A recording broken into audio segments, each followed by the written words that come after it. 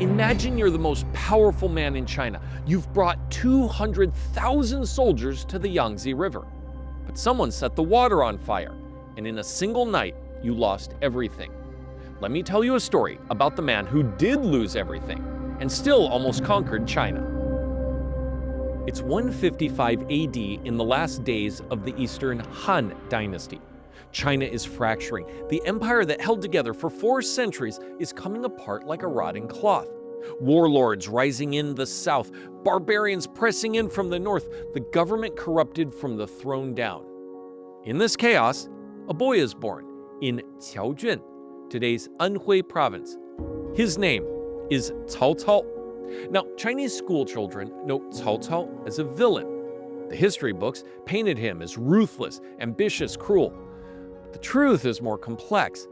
He was a poet, a strategist, a man who saw the empire crumbling and believed he could rebuild it. He rose through the chaos not by accident, but by will, by talent, by an almost inhuman ability to see 10 moves ahead. By the time Cao Cao was 40, he had already unified the north. Everything from modern-day Beijing down to the Yangtze River, Changjiang. Tens of thousands of soldiers under his command, supplies, horses, a navy assembled from the rivers of northern China. He was less like a warlord, more like a general who accidentally became king. Around 208 AD, he stood at the Yangtze River and looked south. On the other side, everything he didn't control. 2 rival warlords, Sun Quan and Liu Bei, had allied against him. They were powerful, but even together, they had nothing like his numbers. Cao Cao had 200,000 troops, the best equipment, the best generals. He looked at that river and saw only one outcome. He was about to unify all of China, and no one could stop him. The problem was the navy. Cao Cao's soldiers came from the dry northern plains. They were cavalrymen, foot soldiers, warriors who fought on solid ground. Water terrified them. Seasickness broke their morale before a single arrow flew. So, Cao Cao's generals came up with a solution. Chain the ships together. If you linked all the vessels with iron chains, the reasoning went, the fleet would move as one massive platform. No rocking, no individual ships pitching in the current. A soldier could walk from one end of the fleet to the other and feel like he was on steady ground. It was brilliant. It's also catastrophic, because it meant that if one ship caught fire, the flames could spread to every ship chained to it. Across the river, Zhōu Yú, commander of the Southern Alliance, sat in his tent and smiled. He had a spy in Cao Cao's camp. He knew about the chains, he knew about the seasickness, and he had a plan. Zhōu Yú had a veteran commander named Huáng Gài, an old general who understood something about deception. Now, the plan was simple. Huáng Gài would pretend to defect to Cao Cao. He would send a letter claiming he was tired of serving Sun Quan and wanted to switch sides.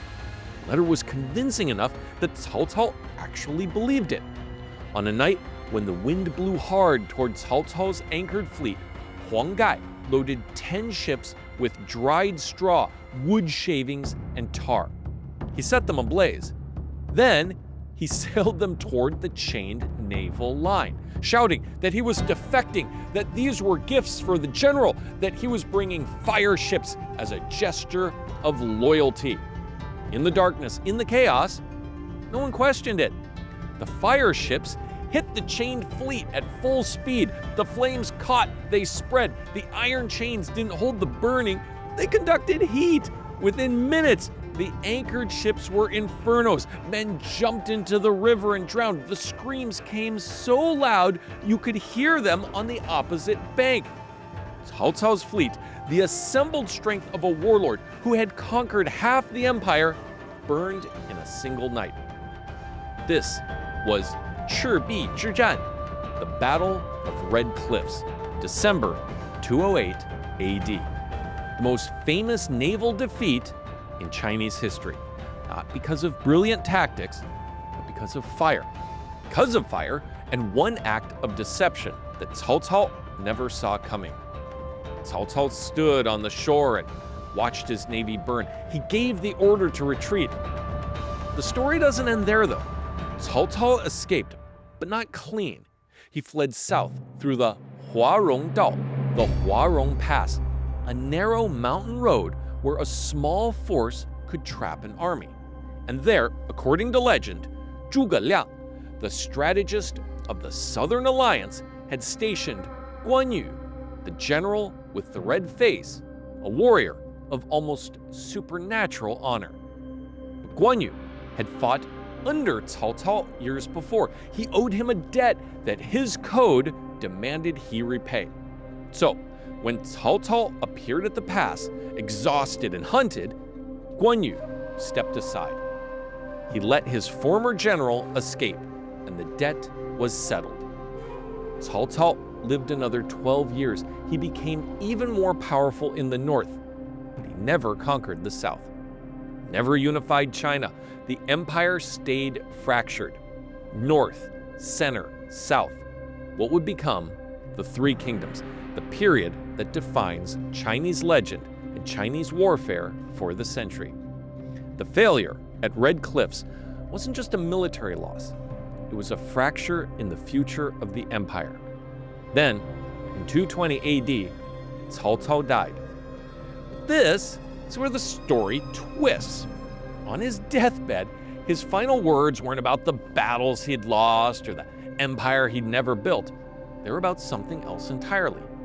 He ordered that his wives be given enough silk to sell after his death so they could survive. He distributed his perfume collection among his concubines. His last thoughts were not about legacy or power or the Red Cliffs. They were about making sure the women he left behind could live. And then there's the matter of 72 tombs. Cao Cao became so famous, so feared, that grave robbers hunted his burial place for centuries. To protect his body, he ordered that 72 decoy tombs be built across northern China. One tomb in his hometown, others scattered in distant provinces. No one would ever know which grave held his remains. For nearly 1,800 years, the location of Cao Cao's tomb remained one of China's greatest mysteries. Until 2009, when archaeologists announced that they had found it in Gaoling, less than 15 kilometers from his birthplace. A tomb that contained a skeleton, a coffin, and a stone tablet bearing his name and the names of his concubines.